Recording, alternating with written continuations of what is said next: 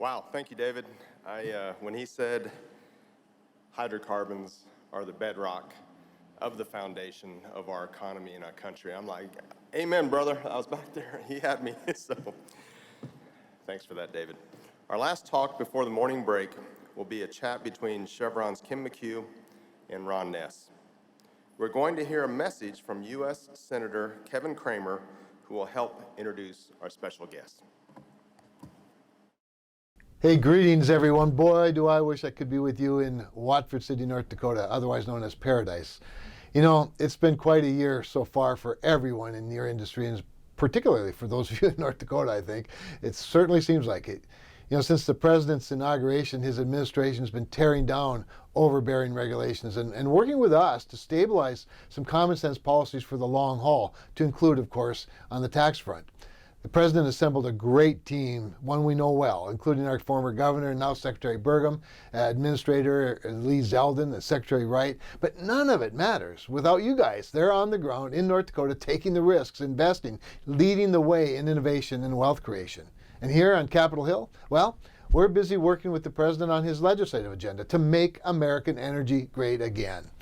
You know, the One Big Beautiful Bill Act, which we passed in July, includes improving the 45Q tax credit by bringing parity for enhanced oil recovery. It restores the intangible drilling cost deduction that the Biden administration took from producers. And now it allows 100% bonus depreciation in permanent law. It also requires the BLM to hold, and emphasizes to hold, quarterly lease sales, reduces royalty rates to Pre-Inflation Reduction Act levels, and it pauses the IRA natural gas tax. It repeals costly Biden-era green energy efforts, including the electric vehicle tax credit and greenhouse gas reduction fund. About time. I'm really looking forward to working with all of you to make sure that these and many more issues get done. Now, in July, we also saw Chevron's acquisition of Hess finally close. Hess, of course, has been a great legacy company for North Dakota, and I couldn't be more thrilled than to see what can be done in the state with our new corporate citizen, Chevron. I know them well, I know their leadership well. It's the perfect time to welcome them to North Dakota with so many opportunities on the horizon. And now, it's my great honor to introduce Kim McHugh for her conversation with Ron Ness. Kim is the Vice President of the Rockies Business Unit at Chevron, where she's responsible for Chevron's exploration and production activities in Colorado's DJ Basin and Western Slope. Kim has over 35 years of industry experience and is the previous Vice President of Wells at Chevron, which included overseeing all aspects of global drilling, completions, and workover operations. I hope you enjoy the rest of the annual meeting. And as always, please reach out if I or my team can ever be of assistance. Our door is always open in our offices across the state and in Washington, D.C. Have a great annual meeting. Take care, and God bless you all. Well, Kim, how's that? That's pretty impressive. I bet you don't get introduced by a U.S. Senator in Colorado or New Mexico? Or... No, unless I'm in trouble. So that was really nice. Well, first of all, welcome to North Dakota. Thanks. Again, we met a few weeks ago at ERC, but welcome to Watford City. I got Kim lost on the way out to the social last night. So we had a wonderful tour of this wonderful city, and you drove around yourself a little bit this morning, so good stuff. Yeah, thank you. Yeah. So let's start with you. Incredible trek to how you got here. So tell us about Kim McHugh a little bit. Sure. So I'm second generation driller. My father worked for Marathon, so we worked all over the world, and he told me there's only one kind of good engineer, and that's a drilling engineer. So he didn't give me much choice on what to do. I went to Texas A&M. You talked about 1987 here recently. I got my bachelor's in 86, my master's in 88, because there were no jobs in 86, some of you can relate, and then went to work for BP. So I spent majority of my career, about 37 years of my career, in drilling and completions. I've worked for many different companies. I've worked international and domestic, about half my career over water, and then half of my career on land. A significant portion has been in the unconventionals. I did quite a bit in the Wamsutter area with BP, and then for Chevron. I have most of the time, though, worked, like I said, drilling, completions, spent about 5 years as the Vice President of Wells for Chevron. So my job incorporated all drilling, completion, workover activities around the globe. Really enjoyed that. And then about 3 years ago was tapped on the shoulder to go lead our Rockies business unit. And so I did that for 2.5 years, but my job changed on July 1st of this year, so you're probably wondering, why is she here talking to us in the DJ? Well, I mean in the Bakken, and that is because my job now is Vice President of our Shale and Tight base business. So my areas include, fortunately, North Dakota now, Texas, New Mexico, Colorado, and Argentina, but all of the base business operations for that. So that's what brings me here today. Fantastic. And your husband and your daughters are both in the business? Yes. My husband works for Chevron also. He is in the Shale and Tight area. He's the director for the Wells organization. But I have 2 daughters in the industry. One works for ExxonMobil, just started over there. And then my other daughter and her husband were with Hess, and we're very fortunate that they are on board now with Chevron. And then can't forget to mention my son, who is a teacher and a football coach there in Texas. So you can imagine a football coach in Texas, what that means. So before we dive into Chevron a little bit, the new big oil terminology, shale and tight, what the heck does that mean? It's unconventional. Let's keep it That's easy. right. We tend to call it shale and tight, so I forget every once in a while that's not a terminology everybody's using. October 1st, first day, right? Yeah, go live. So October 1st, Chevron will be the footprint in North Dakota. And as our good friend, the senator mentioned, Emirata drilled the first well here in 1951. It's now 74 years. They have just an incredible footprint across, not only across the Bakken, but across North Dakota.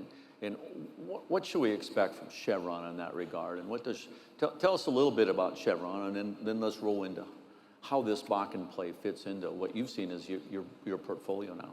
Sure. So I'll just a bit on Chevron. So we're second largest oil company. We have approximately 39,000 people working around the world, about 5,500 in our service stations. We produce about 3.3 million barrels of oil equivalent per day. Out of that, more than 40% comes from our unconventional assets. So it's a big part of Chevron's portfolio. We have a footprint in 33 countries. So when you say, well, what can we expect with Chevron? So look, Hess has a fantastic history here and great people, and we bring this into our unconventional portfolio, and we believe it just makes us all better. And I was fortunate to be in Colorado when we acquired PDC Energy. And one of the things I learned at that time, when you do these kind of acquisitions, you kind of got to step back a little bit, look at what the others have been doing, what can you learn, what can be done better. It's not just about what Chevron brings to this, but what does Hess then bring into our portfolio.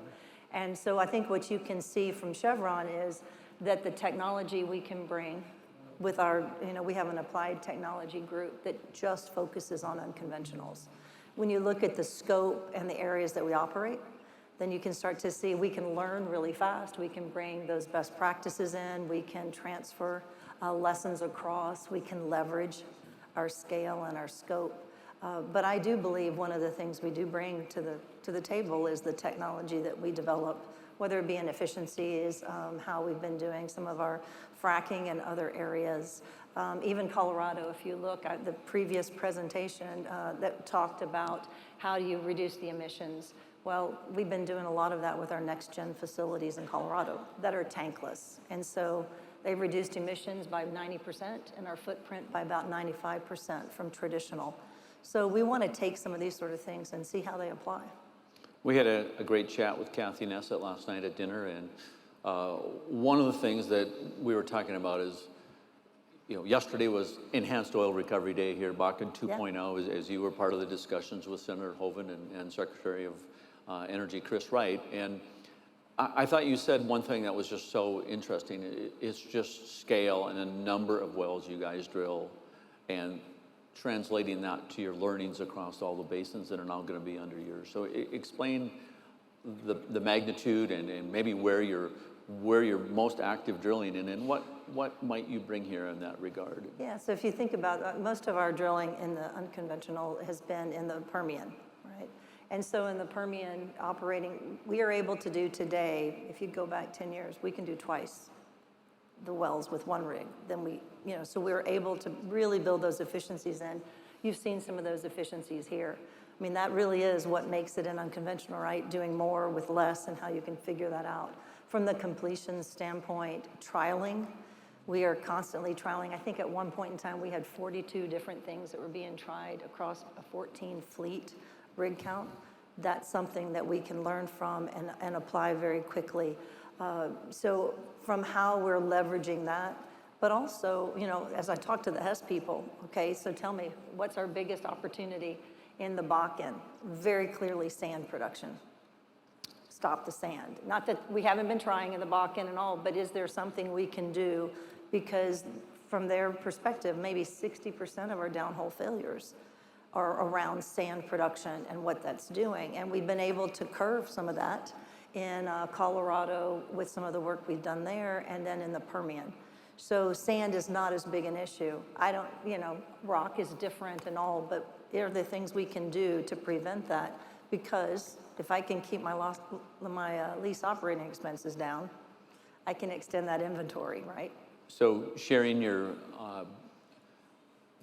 sand discussions in terms of the Bakken versus the Permian versus what you see in the Colorado basins is because we've got great interest in really changing that curve before it hits the bottom. We heard yesterday about 13,000 of our wells are now stripper well status. So I think not only, we've called this improved oil recovery, Yeah. because there are so many more components to how we address this, with surfactants, with sand utilization. And so we've been so focused on the completions, but how do we change the trajectory of this curve in some point before it gets too low? Yeah, I don't know that the sand production will change that curve, but can it prolong the life and make it more economic? Absolutely, right? But some of the surfactants and some of that you talked, we're trialing some of those same things, and maybe do more of a wash and see how that changes, and can we pull more of that production forward?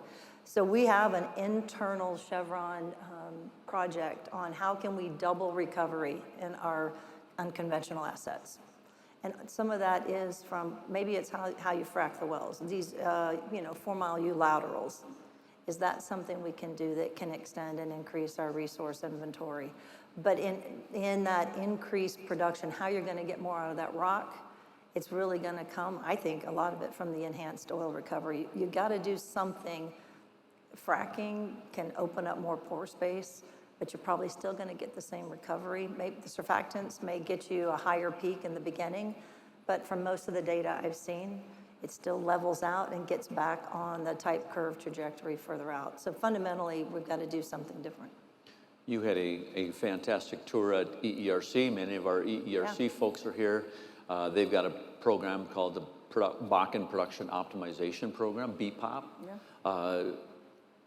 Your thoughts about North Dakota having this world-class research center, but secondly, I'm excited about Chevron because I think you interject a whole new group of ideas into the basin, right? We've had a lot of great operators here, but it's like, new ideas, fresh thoughts. So getting your Chevron people engaged in our committees and EERC, what are your thoughts and how can we get there quickly? Yeah, no, I think it's really important to understand where can we plug in. I'm all about where can we plug in to make a difference.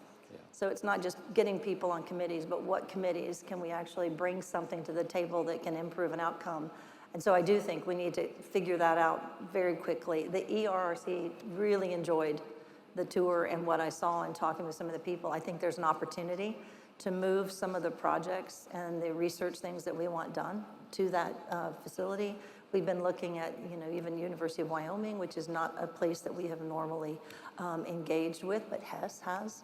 So how do we use these local resources and to really projects that not just for North Dakota, but that can impact all of our shale and tight assets. Do you have a team that just does research? Yeah, so this is something we just reorganized.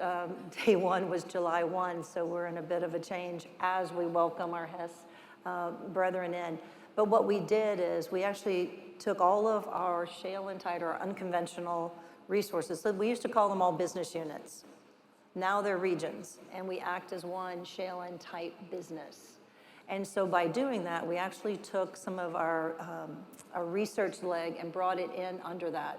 where it can just focus on what's needed in shale and tight. So before you're competing against projects for Kazakhstan, or you might be competing for a project for Australia, and sometime in that priority mix, it becomes difficult to get these things to come to the top. But now that we've pulled that aside, it's an applied technology services, and that team is already engaged with the HES team trying to figure out the opportunities, what can we do, what can we learn.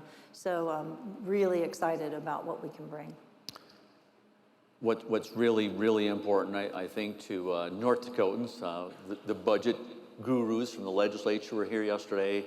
We've got all the service sector folks here today. The communities is, having a Chevron in the state and the economic strength to continue through ups and downs in the market and the long view and just the long look at through lower price decks and those things. What's the Chevron outlook going forward in 2026, certainly for as a company, but also for the Bakken? Yeah, so I can't speak specifically on the Bakken right now because obviously we're just getting behind the curtain. What I can say is we see opportunity to continue to improve on the performance in there, which is great, right? If you come in and there's nothing that can be made better, it's really difficult to improve on those metrics. But I do believe our shale and tight as a whole is a huge part of Chevron's portfolio. We are very committed to that. And the Bakken fits nicely into our portfolio. It roughly is about 200,000 barrels here. We have, Colorado's about 400. Our Permian's about 1 million when you add in with the NOJV. And Argentina is roughly 25 to 30. So it is a significant portion of adding to it. But we do have to figure out how to make it even more economic than it is today. That's important, right? Because you go into a low cost environment, right. You want to be able to have those barrels that can make it through in those low costs. So I think, we've shown the ability to make it through downs and the down cycles and come out the other side strong. So I don't see any different in the future. Well, and it's so important. If most legislators in appropriations and most of the leaders all know that we need about 75 completions a month to meet our state's budget goals. Upwards of closer to 60% of our state revenues come just from production taxes, not including sales tax, not including corporate tax, property tax, all those things. So those metrics and that engagement, I think the fact that we've got all the major operators here tells us this rock is got great potential, right? Yeah, I mean, one of the things that stood out to me, and you mentioned, I got to be a part of a roundtable where we were talking about the Crack the Code 2.0. So that was my first day in North Dakota, and I was sitting on a roundtable on a topic that I had just learned about on the drive from U.S. Senator, Secretary of Energy, the Governor, Nathan Anderson. Thank goodness right. Secretary Wright and I are friends from my Colorado days, so that felt a little better to have some friendly face around the table. But the one thing that stood out to me from the first time was how everybody works together. There was not a point in a conversation where you were having to defend oil and gas. You were having to fight for the right to be a part, or why is this important to the economy of North Dakota? That was something that stood out to me. It's like, okay, this is gonna be fun because we can work together. We can come up with regulations and things that actually are not repressive to the industry, that we have a chance to meet. And so it was just super refreshing to watch a group of people from the regulators, from Washington, from operators and service providers, really wanting to work a problem together. That's something I don't get to see very often. Well, as you came into Williston and you came down to Watford City, and I know you drove by a bunch of pads. You've been out in the Hess fields. There's one thing about North Dakota's oil and gas industry. We are still an agricultural state. Yes. Blessed now with a very linear oil and gas infrastructure in pads and corridors. So we're still grazing. We're still farming, unlike some oil fields that we've all been to. So that's such a integral part of North Dakota, our ability to work with agriculture and energy and now these two powerful groups. So talk about Chevron's landowner relations and those things in your history and your time. And you've been in some different basins and seen a lot of different things, I suspect. Yeah, I have. So I'm going to just start from a personal standpoint. My dad worked in the industry, but he retired at 55. And his whole goal with retiring was to raise cattle. So he is in Central Texas, and he has been buying land since he was in high school to match up to his father and his grandfather's land. And it's what he wanted to do. So he is now 90 years old, running about 100 head of cattle, and still can lift a 100-pound sack of feed. If you want to know the trick, I think it's pound cake and peanut butter for breakfast and Jack Daniels and Coke at night. But it is, yeah, it works. I'm going to be on that path not too far from now. But what it does is, being in the land, and that has been in my family my whole life, and being in oil and gas, people don't always connect that matters to you. And it does matter. And I've watched people try to come on his land and drill, and he said no, because he wasn't okay with the plan and what they were going to do, and then partnered with others. We don't get any royalties, unfortunately. They haven't found anything. Still, keeping fingers crossed. But what that means is, when I went into Colorado, we have some really large landowners that have a predominant of our production there. And so I would meet with them regularly. They had my cell phone number. I would talk to them. They could tell me how are we doing in the community, what's going on. A dairy farmer that I've met with several times and toured his dairy and just talked to him, because he is someone that agricultural community looks to really help guide and give them advice. And that, to me, is really important. And you cannot build those relationships when you're in a bind. Like when you need them, that's not the time to build them. You got to build them way ahead of that. And so understanding what the community needs from us from an agricultural standpoint, I spend a lot of my time engaging with them and making sure, are we meeting your expectations? What can I do? And then with the team. And so to me, without that, we don't have the right to be on their land. And because you want them to be a partner, you want them to speak positively about you. So it's a big deal to Chevron that we really do partner with them. And the communities as well. Yes, so, absolutely. If the governor was here, I know what he'd be asking you, so I'm going to ask it. Does he have any quail? Well, he has We can deer. trade pheasant hunts for quail. Well, He has maybe deer, too. so deer, and if you enjoy feral hog hunting, we can do some of that Okay, out there. send us his contact number. So, what else should North Dakotans know about October 1st and Chevron's big entrance into North Dakota? Yeah, so I think the important thing to note, October 1 is not a light switch. So a lot of people just believe October 1, I don't know if some big Chevron logo is going to come out of the ground or whatever. Yeah. It is the day that then all of the Bakken operations will start reporting into the structure that we have in Chevron, and it is fully a Chevron operated. I want you to know there is a lot of commonality between Chevron and Hess in the cultures, and especially when it comes to safety and the environment. I mean, that is a really good place to start an acquisition like that, is that we're in a good starting point together. The people are fantastic. They have been very gracious through a very difficult time, because if you think about it, we're 2 years from when the announcement was made that Chevron was gonna acquire Hess. And so from October 23 to now, they've been through a really rough time. What's the outcome? What's going to happen? And then through a difficult time as we did the merger. And so I just want you to know it's important. I do believe, I worked for Chevron now for 14 years. And my ask is, give us a chance, get to know us. We care about the people, and we care about the communities in which we work in. Our employees, whether they're here in North Dakota or anywhere else, are part of the community. We're proud to be there. We're proud to be a part of it. We have a lot to learn, having come in, so recently. But it is important in the portfolio, and something that we will be putting a lot of focus and time, and want to partner with the other operators on how can we be a part of this environment.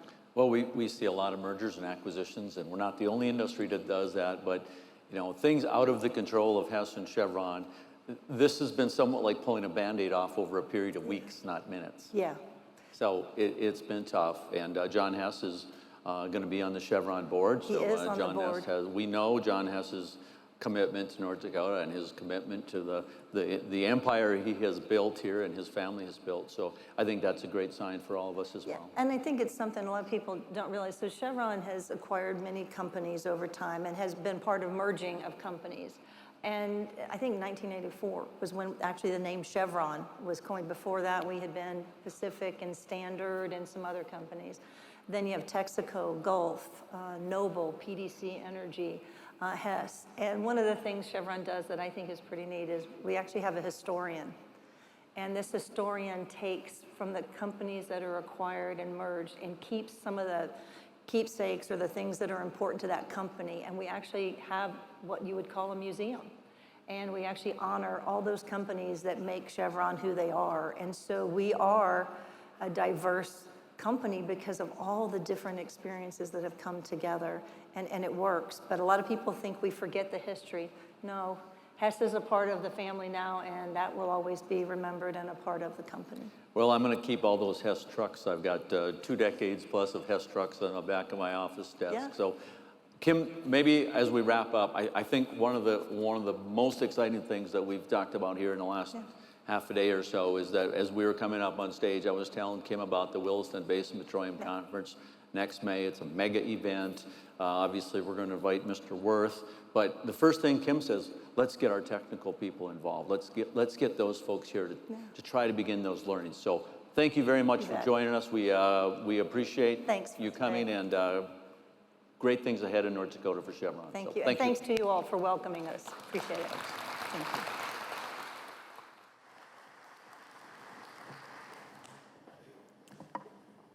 Thank you, Kim and Ron, for that meaningful discussion. We're now going to take a short break, and we'll resume the program in about 10 minutes.